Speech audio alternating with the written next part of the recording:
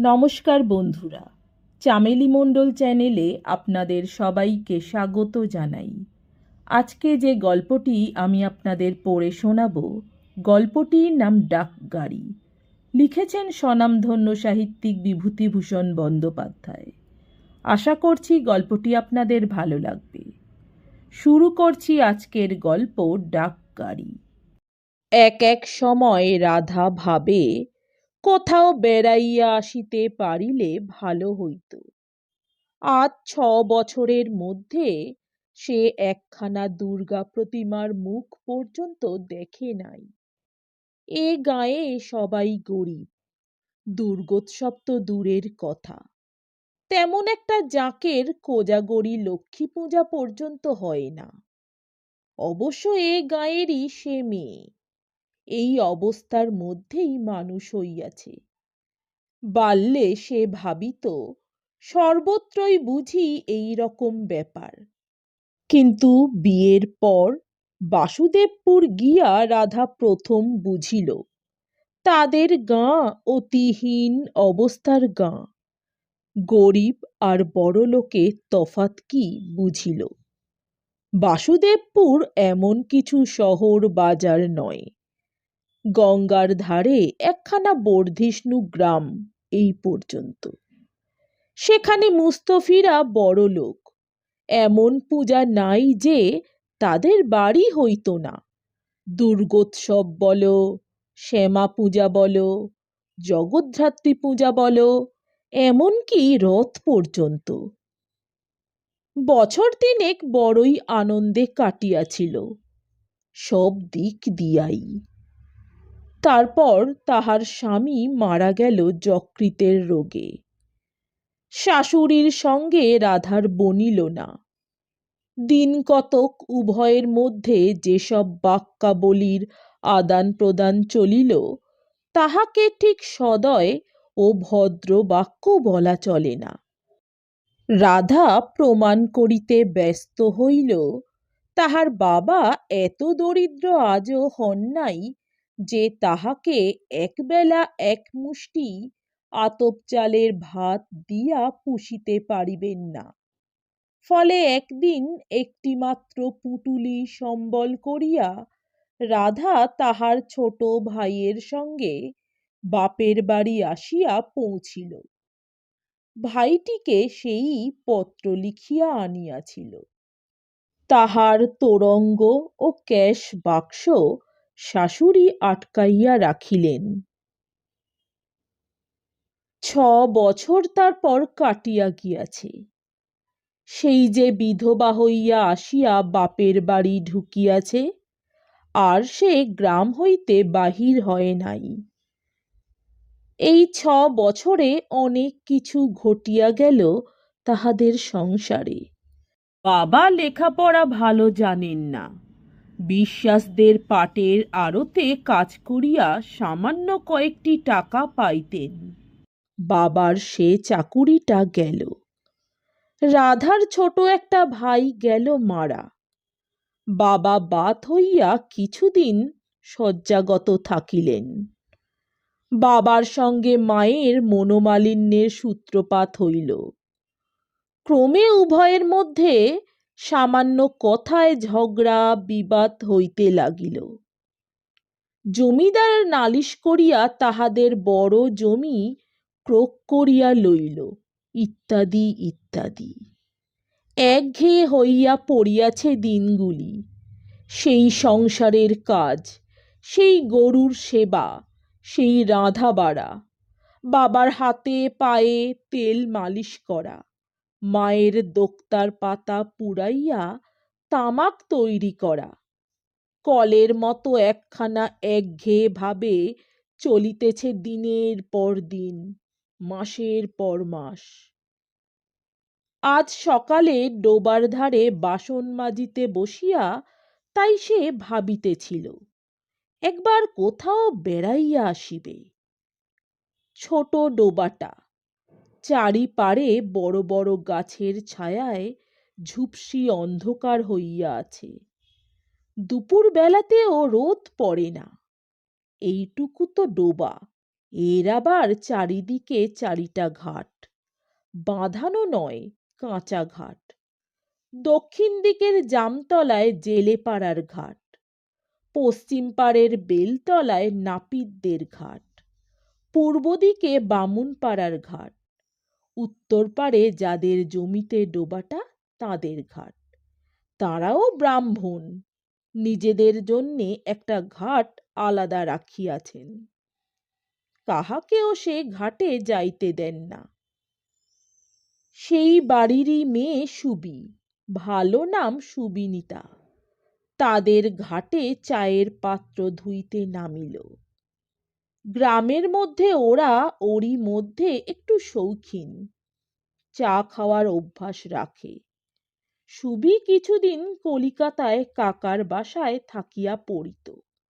Class 8 পর্যন্ত পড়িয়া পড়া ছাড়িয়া দিয়া আজ বছরখানেক বাড়িতে বসিয়া আছে। গ্রামের মেয়েদের মধ্যে তার প্রভাব ও প্রতিপত্তি খুবই বেশি, কারণ গ্রামের মধ্যে সেই একমাত্র মেয়ে যে স্কুলের মুখ দেখিয়াছে, তাও আবার কলিকাতায়। সুবি দেখিতে মোটামুটি ভালোই, রং উজ্জ্বল শ্যাম, বড় বড় চোখ, একরাশ কোঁকড়া কোঁকড়া চুল, সর্বদা ফিটফাট হইয়া থাকে, একটু চালবাজ। 16 বছর বয়স, বিবাহের চেষ্টা চলিতেছে। রাধা সুবি বলিতে অজ্ঞান, কিন্তু সুবি তাহাকে বড় একটা আমল দেয় না। গরিব ঘরের মেয়ে, 22-23 বছর বয়স, তার ওপরে বিধবা, এবং লেখাপড়াও তেমন কিছু জানে না। এ অবস্থায় রাধা কি করিয়া আশা করিতে পারে যে সে কলিকাতার স্কুলের ক্লাস 8 পর্যন্ত পড়া মেয়ে সুবির অন্তরঙ্গ মণ্ডলীতে স্থান পাইবে? তা সে পারে না, বা সে আশা করা তার উচিতও নয়। সুবিকে জলে নামিতে দেখিয়া রাধার মুখ ঠিক আগ্রহে ও আশায় উজ্জ্বল দেখাইল। সে বলিল, "ও সুবি ভাই, তোদের চা খাওয়া হয়ে গেল?" সুবি কচুর ঝাড়ের গোড়া হইতে চায়ের পেয়ালা লইয়া জল বুলাইতে বুলাইতে বলিল, "হয়নি, মার তো আজ সোমবার, মা খাবে না, শুধু আমি আর জাদু। তাড়াতাড়ি নেই, এবার গিয়ে জল চড়াবো।" সুবি নিজে থেকে কোনো কথা বড় একটা রাধার সঙ্গে বলে না, তবে রাধা যে কথা জিজ্ঞাসা করে ভদ্রভাবে তার উত্তর দেয়। রাধা জানে সুবি সাংসারিক কথাবার্তা বলিতে ভালোবাসে না। পড়াশোনা, গান, ফিল্ম, কবিতা প্রভৃতি তাহার কথাবার্তার বিষয়। কলিকাতায় থাকিয়া তাহার রুচি বদলাইয়া গিয়াছে। রাধা তাহার মন জোগাইয়া চলিবার চেষ্টায় বলিল, "কাল সন্ধেবেলা তুই এলি নে ভাই, আমি কতক্ষণ বসে বসে একটা কবিতা মুখে মুখে বানালাম, তোকে শোনাবো আজ দুপুরে।" "কি কবিতা?" "আসিস, এখন না, শোনাবো, মুখস্থ নেই ভাই।" সুবি আর কোনো আগ্রহ দেখাইল না, শুধু বলিল, "দুপুরে মা কাঁথা সেলাই করবে, আমাকে কাছে বসে সূচে সুতো পরাতে হবে, আমার যাওয়া তো হবে না।" রাধা বলিল, "সেই গানটা একটু গা না সুবি।" সুবি চায়ের পাত্রগুলি হাতে লইয়া চলিয়া যাইতে উদ্যত অবস্থায় বলিল, "এখন সময় নেই, অনেক কাজ, চলি।" রাধা অতি করুণ মিনতির সুরে বলিল, "গা না ভাই, দুটো লাইন গা, বলছি এত করে।" বলিতে ভুলিয়া গিয়াছি পাড়া গাঁয়ের মেয়ের তুলনায় সুবি গান গাহিতে পারে, মন্দ নয়। কলিকাতায় থাকিবার সময় নিধুদার কাছে সে অনেক গান শিখিয়াছিল।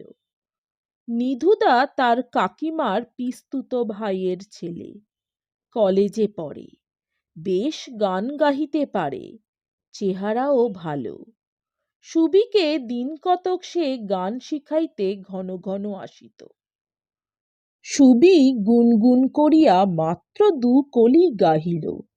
যৌবন সরসী নীরে মিলন শতদল, কোন চঞ্চল বন্যায় টলমল টলমল। ঠিক এই সময় নাপিতদের ঘাটে নাপিত বউ এক কাঁড়ি বাসন লইয়া মাজিতে আসিল।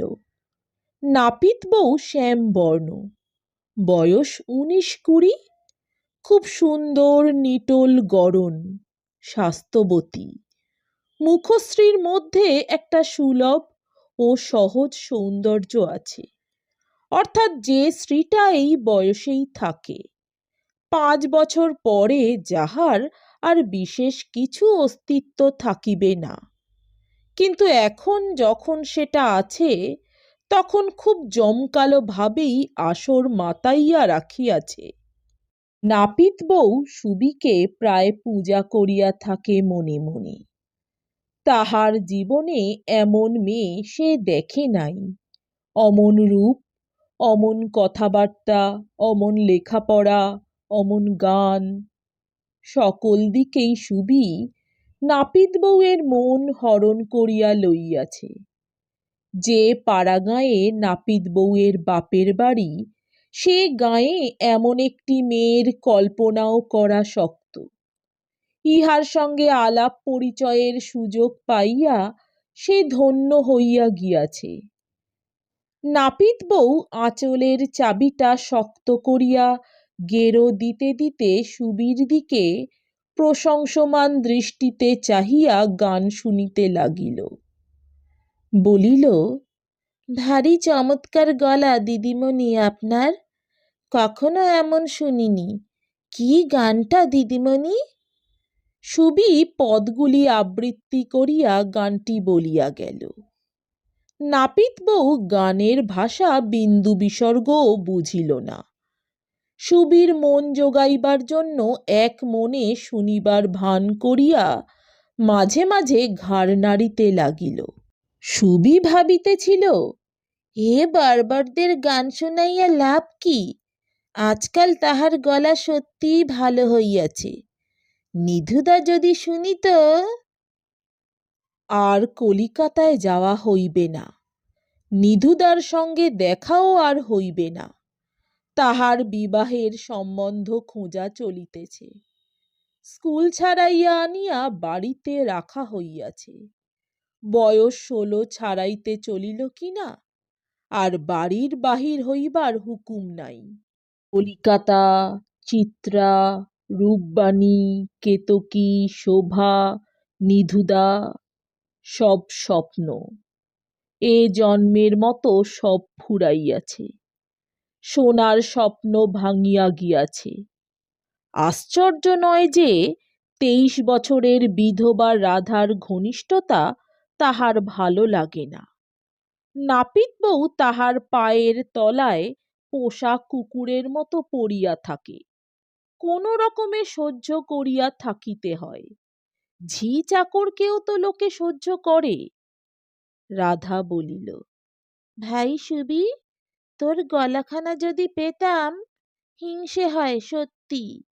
সুবি নাপিত বউয়ের খোসামোদ ও রাধার গায়ে পড়িয়া আলাপ জমানোর চেষ্টা ঠেলিয়া ফেলিয়া চায়ের পাত্র লইয়া চলিয়া গেল।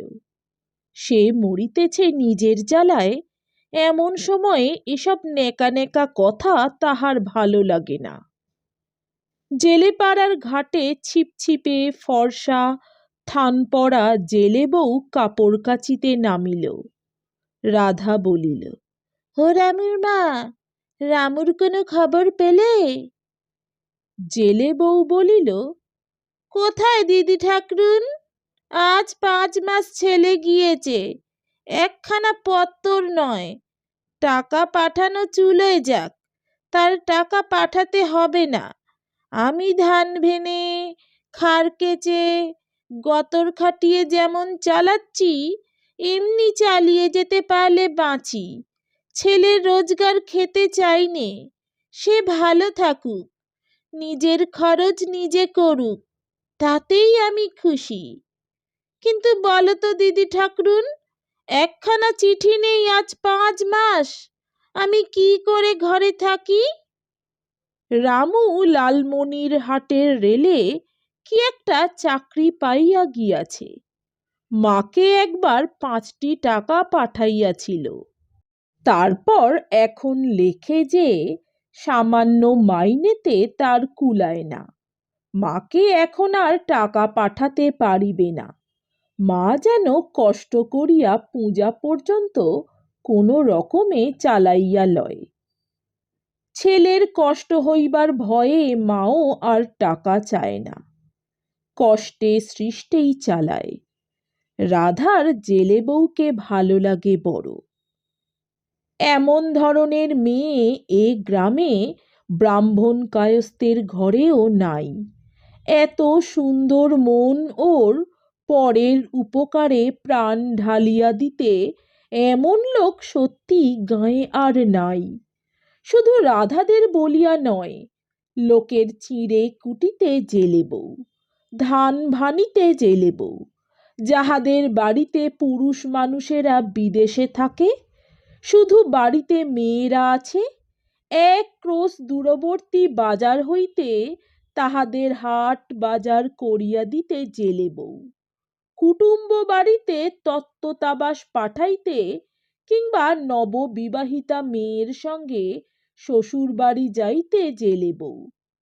জেলে বউ না হইলে এই গাঁয়ের লোকের চলে না। অথচ এসবের জন্যে জেলে বউ কারো কাছে একটি পয়সা প্রত্যাশা করে না। পাড়ার 5 জনের বিনি পয়সায় বেগার খাটিয়া বেড়ানোই তার অভ্যাস। গত জ্যৈষ্ঠ মাসে রাধার মনে আছে, আম বাগানের পথ দিয়া সে ঘাটে যাইতেছে। জেলে বউ আম কুড়াইতেছে বাগানে। রাধা বলিল, রামুর মা, আম কুড়ুচ্ছ? দেখি কোন কোন গাছের। ও, গুয়থলির আম পেয়েছ যে দেখছি। ও বাবা, ও তো বড় একটা পাওয়া যায় না। আমি কত খুঁজি, একটাও পাইনে একদিনও।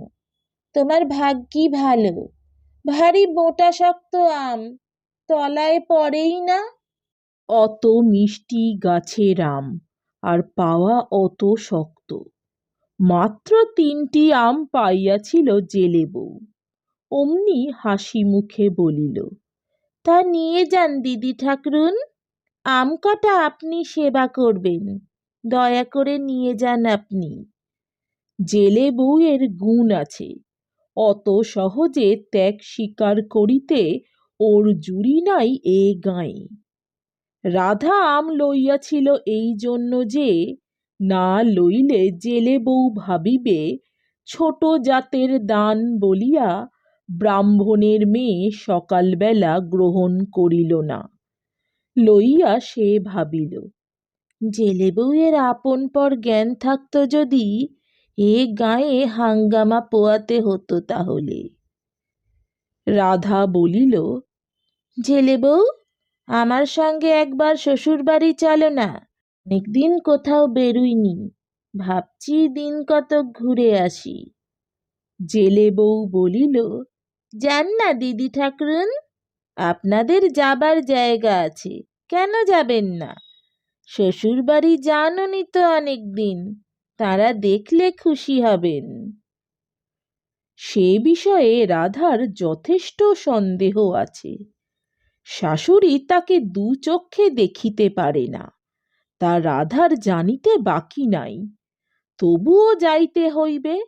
তোরঙ্গ আর ক্যাশ বাক্সটা সেখানে ছাড়িয়া আসায় লাভ কি? সেগুলো আনা দরকার।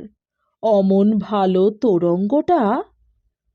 পরদিন বাবা মাকে কথাটা বলিতেই বাড়িতে একপালা ঝগড়া শুরু হইল। রাধার বাবার আদৌ মত নাই সেখানে মেয়ে পাঠাইতে। রাধার মা কিন্তু রাধার দিকে। দুজনে এই লইয়া বাঁধিল ঘোরতর দ্বন্দ্ব। রাধা বাবাকে বলিল, আমি ঘুরে আসব তো বলছি 7 দিনের মধ্যে, নবুকে সঙ্গে নিয়ে যাই। না থাকতে দেয়, আশা তো আমার হাতের মুঠোয়। একঘেয়ে ভালো লাগে না এখানে। রাধার বাবা বলিলেন, এ অপমান সাত করে কুরুবার কি দরকার তোর? তারা কি এই 6 বছরের মধ্যে একখানা পত্তর দিয়ে খোঁজ নিয়েছে যে তুমি কেমন আছো? অনেক কষ্টে অবশেষে বাবাকে নিমরাজি গোছের করাইয়া ছোট ভাইকে সঙ্গে লইয়া রাধা আসিয়া গাংনাপুর স্টেশনে গাড়ি চাপিল। রেলগাড়িতে চাপিয়া রাধার মনে হইল সে মুক্তির স্বাদ পাইয়াছে বহুদিন পরে। কেবল বাবা মায়ের একঘেয়ে ঝগড়া অশান্তি, কেবল নাই নাই শুনিতে শুনিতে তাহার তরুণ মন অকালে প্রৌঢ়ত্বের দিকে চলিয়াছে। সংসারে আলো নাই, বাতাস নাই, এতটুকু আনন্দ নাই। শুধুই শোনো চাল নাই, কাঠ নাই, একাদশীর আটা কোথা হইতে আসিবে? নবুর কাপড় ছিঁড়িয়া গিয়াছে, নতুন একটা ইজের 6 আনা হইলে পাওয়া যায়, তা যেন 6টি মোহর। নবুর 5 মাসের স্কুলের মাইনে বাকি, দুবেলা মাস্টারে শাসায়। মুখুজ্জেদের বাড়ির ঠাকুমার দেনার টাকার সুদের তাগাদা, আর বাবার যত মিথ্যে কথা বানাইয়া বলা পাওনাদার বিদায় করিতে। আজ সে হাঁপ ছাড়িয়া বাঁচিল।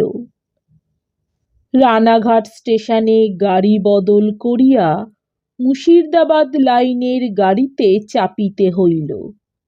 মুড়াগাছায় নামিয়া ক্রোশখানেক হাঁটিয়া বৈকাল 3টার সময় সে শ্বশুর বাড়িতে গিয়া পৌঁছিল। শাশুড়ি বউকে দেখিয়া বলিলেন, এই যে নবাবের মেয়ে, তা এতদিন পরে কি মনে করে? সঙ্গে কে? ছোট ভাই? ও, সেই নবু না? এসো এসো বাবা, সুখে থাকো, চিরজীবী হও। তা বেশ ছেলেটি। কিন্তু শাশুড়ির অমায়িকতা 3 দিনের মধ্যেই ঘুচিয়া গেল। রাধার বিধবা বড় ননদ ভাতৃবধূকে পুনরায় এ বাড়িতে আসিতে দেখিয়া সন্তুষ্ট হন নাই। রাধার গলার 6 ভরির হার সেবার শাশুড়ি কাড়িয়া রাখিয়াছিলেন। সেই হারছড়া ভাঙিয়া ননদের মেয়ের বিয়ের সময় হাতের রুলি আর বালা গড়াইয়া দেওয়া হইয়াছে। বড় ননদ ভাবিয়াছিলেন, আজ 6 বছর যে বউ এ বাড়ি আসে নাই, সে আর আসিবে না।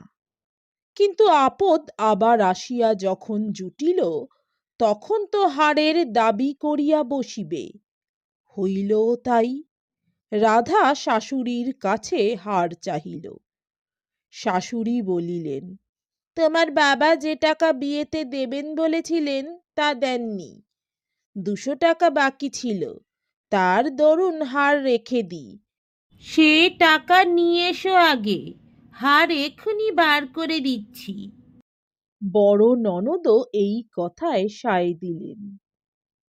রাধা বলিল, বারে, আমার বাবার গড়িয়ে দেওয়া, তোমরা তো আর দাওনি। বাবা টাকা দিয়েছেন কি না সে তোমরা বোঝো গিয়ে তার সঙ্গে। আমার হার কেন তোমরা দেবে না? কিন্তু টাকা কড়ির কথা আর কি অত সহজে মেটে? রাধা বলিল, আমার বাবার দেওয়া তোরঙ্গ, তাই বা তোমরা কেন আটকে রাখবে? আর তোরঙ্গের চাবি ভেঙে তোমরা জিনিসপত্র বার করে নিয়েছ কেন? শাশুড়ি ও ননদ দুজনে মিলিয়া বলিলেন, চাবি কেহ ভাঙে নাই, ভাঙাই ছিল। রাধা বলিল, আমার নতুন তোরঙ্গ, চাবি ভাঙা থাকলেই হলো, তোমরা ভেঙেছ। যত চোরের ঝাড়, দাও আমার হার ছাড়া। শাশুড়ি বলিলেন, মুখ সামলে কথা বলো বৌমা, বলছি। উভয় পক্ষে তুমুল ঝগড়া বাধিয়া গেল। ননদ মারিতে আসিলেন ভাতৃবধূকে। নবুকে সেদিন আর কেহ খাইতে ডাকিল না। রাধার তো কথাই নাই, তাহাকে কে আদর করিয়া খাওয়াইবে, সে যখন তার বিবাহের হার ও তোরঙ্গ চাহিতে আসিয়াছে। দুপুরের পরে ঝগড়াঝাঁটি করিয়া নবুকে সঙ্গে লইয়া রাধা ধর্মদহ গ্রাম হইতে মুড়াগাছা স্টেশনে হাঁটিয়া আসিল। দুজনেরই অনাহার। মনে পড়িল এই শ্রাবণ মাসেই সে ওই পথেই একদিন পালকি করিয়া নববধূ রূপে আসিয়াছিল। কথাটা মনে আসিতেই রাধার চোখে জল বাঁধা মানিল না। স্টেশনে আসিবার সারা পথটাই সে কাঁদিতে কাঁদিতে আসিল। ট্রেনটি আসিলে তাহাতে কলের পুতুলের মতো বসিয়া রাধা কত কথা ভাবিতে লাগিল। মিছামিছি প্রায় 3টি টাকা খরচ হইয়া গেল। এ টাকা অবশ্য তাহার বাপের বাড়ির নয়, তাহার নিজেরই জমানো টাকা। টাকাটা হাতে থাকিলে টানাটানির সংসারে কত কাজ দিত। বাবার অমতে আশা হইয়াছে, শুধু হাতে ফিরিলে বাবার বকুনি খাইতে হইবে। মা মুখ ভার করিয়া থাকিবে। 6 ভরির হার ছড়া লইয়া যাইতে পারিবার আশা করিয়াই সে আসিয়াছিল। বাবা মায়েরও সে আশা যে একেবারে না ছিল তা নয়। এবার সকলে রাগ করিবে। তাছাড়া ভবিষ্যতে শ্বশুরবাড়ি আসিবার পথও গেল। শাশুড়ির সঙ্গে ঝগড়া না করিলেই হইত। না হয় গিয়াছে ইহার ছড়াটা। বাপ মায়ের অবর্তমানে শ্বশুরবাড়িতে একটু দাঁড়াইবার স্থানও তো হইত। তাহার জীবনে কোনো সুখ নাই। বাড়ি গিয়া তো সেই একঘেয়ে ব্যাপার। সেই ডোবার ধারে সকালে বাসন মাজা, সেই গোয়াল পরিষ্কার, সেই রাঁধা বাড়া। সুবি, তা সেও তেমন মন খুলিয়া কথা কয় না। সে অনেক কিছু ভুলিতে পারিত যদি সুবি তাহার সঙ্গে হাসিয়া আলাপ করিত, প্রাণ খুলিয়া মিশিত। তা করে না। কত করিয়া সাধিয়া কত ভাবে মন জোগাইয়া রাধা দেখিয়াছে। সত্যি জীবন সব দিক দিয়াই অন্ধকার। বাঁচিয়া কি সুখ! কাল সকালে কি হইবে সে বেশ স্পষ্ট দেখিতে পাইতেছে। রাত্রে আজ সে বাড়ি ফিরিলেই বাবার সঙ্গে মায়ের ঝগড়া বাঁধিবে। অর্থাৎ সে হার আদায় করিতে না পারিয়া ফিরিলেই বাবার আশাভঙ্গের রাগটা গিয়া পড়িবে মার উপর। দুজনে ধুন্ধুমার বাঁধিয়া যাইবে। কাল সকালে ডোবাতে বাসন মাজিবার সময় মুখুজ্জে পাড়ার ঘাট, জেলে পাড়ার ঘাটের সবাই জানিতে চাহিবে সে এত শীঘ্র শ্বশুরবাড়ি হইতে ফিরিল কেন, শাশুড়ি কি করিল, কি বলিল। এই কৈফিয়ত দিতে দিতে আর মিথ্যে কথা বানাইয়া বলিতে বলিতে তাহার প্রাণ অতিষ্ঠ হইয়া উঠিবে। কারণ সত্য কথা তো সে বলিতে পারিবে না। রায়বাড়ির কুচুটে মেজ বউ মুখ টিপিয়া হাসিবে। সুবি নামিবে ওদের নিজেদের ঘাটের কচুতলায় চায়ের বাসন ধুইতে। নিজে হইতে একটা কথাও সে জিজ্ঞাসা করিবে না যে রাধা কবে আসিল বা কিছু। রাধাকে প্রথমে কথা বলিতে হইবে। সুবি দু একটা হ্যাঁ না গোছের দায়সারা উত্তর দিয়া চায়ের পেয়ালা পিরিচ উঠাইয়া লইয়া চলিয়া যাইবে। যেন বেশিক্ষণ ডোবার ঘাটে দাঁড়াইয়া ওর সঙ্গে কথা বলিলে তার আভিজাত্য খর্ব হইয়া যাইবে। বাসন মাজার পরে ঘাটে যাওয়া, রান্না, খাওয়ানো দাওয়ানো, দুপুরে পান মুখে দিয়াই ছুটিতে হইবে ঘাটে। গরুকে জল খাওয়াইতে সেই নদীর ধারের মাঠে, যেখানে গরুকে গোঁচ পুতিয়া রাখিয়া আসা হইয়াছে। সেই সময়টা যা একটু ভালো লাগে। নীল আকাশ, নদীর ধারে কাশফুল দোলে, সমস্ত জিউলি গাছের গা বাহিয়া সাদা সাদা মোমবাতি ঝরা মোমের মতো আটা ঝরিয়া পড়ে। হু হু খোলা হাওয়া বয় ওপারের দেয়ারের চর হইতে। পাট বোঝাই গরুর গাড়ির দল ক্যাঁচ ক্যাঁচ করিতে করিতে ঘাটের পথের রাস্তা দিয়া কোথায় যেন যায়। গরুকে জল খাওয়াইয়া আসিয়া তাহার বড় ইচ্ছা করে সুবিদের বাড়িতে সুবির সঙ্গে বসিয়া একটু আধটু গল্প গুজব করে, দু একখানা বর্ণসূচি পড়িয়া শোনায়, কারণ সে বই পড়িতে জানে না। গান শোনায়, কিন্তু হায় রে দুরাশা, গায়ে পড়িয়া আলাপ জমাইতে গেলে সুবি গভীর ঔদাস্যের সুরে বলিল, হ্যাঁ যাই রাধাদি, কত কাজ পড়ে রয়েছে। বিনুর সেই মোজা জোড়াটা বুনতে বুনতে ফেলে রেখেছি, সেটা সম্পূর্ণ শেষ করে ফেলি গিয়ে। বসো তুমি, মার সঙ্গে কথা বলো। তারপর বেলা পড়িয়া যাইবে, রোয়াকে কাস্তে বঁটি পাতিয়া এক রাশ বিচুলি কাটিতে হইবে, গরুকে জাপ খাওয়াইতে। মাঠ হইতে গরু অবশ্য মাই আনে, কারণ এ সময়টা সে কাজে এত ব্যস্ত থাকে যে নদীর ধারের মাঠ হইতে গরু আনিবার সময় তার বড় একটা হয় না।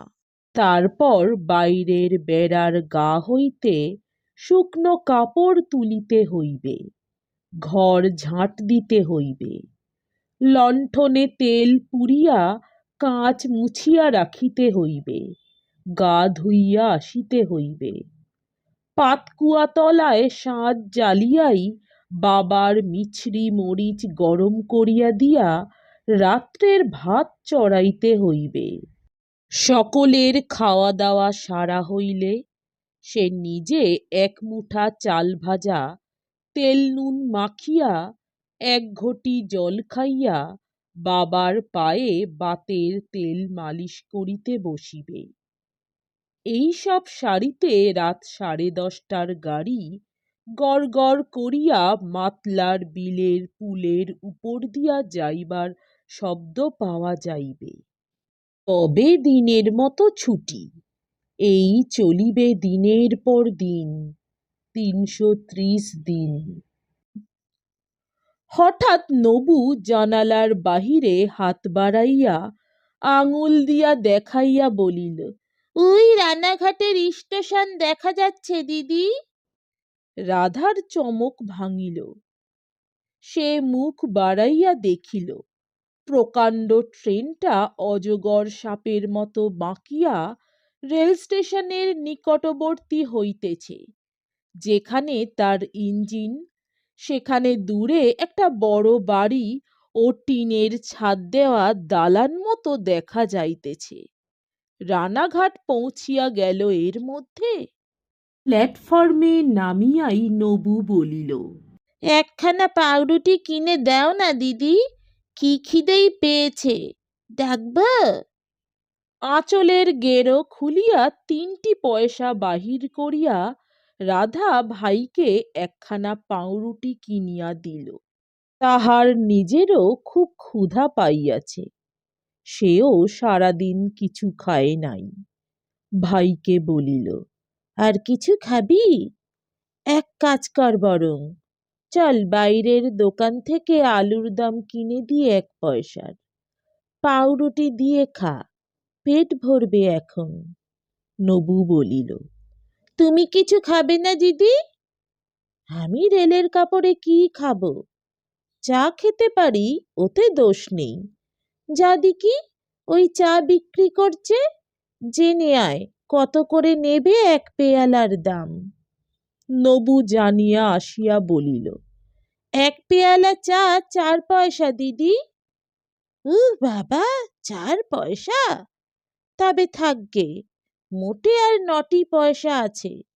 বাবার জন্য একখানা পাউরুটি কিনে নিতে হবে। দুধ দিয়ে পাউরুটি খেতে ভালোবাসেন বাবা। মার জন্য কি নেব বলতো? রানাঘাট স্টেশনে দাঁড়াইয়া রাধার মনের দুঃখ অনেকটা চলিয়া গিয়াছে। কত লোকজন, গাড়ি ঘোড়া, দোকান পসার, দেখিলে মনে শান্তি পাওয়া যায়। এমন সময়ে প্ল্যাটফর্মে একটা শব্দ উত্থিত হইল। লোকজন, পানওয়ালা, পাউরুটিওয়ালারা সন্ত্রস্ত হইয়া উঠিল। লোক যে যেখানে ছিল দাঁড়াইয়া উঠিল।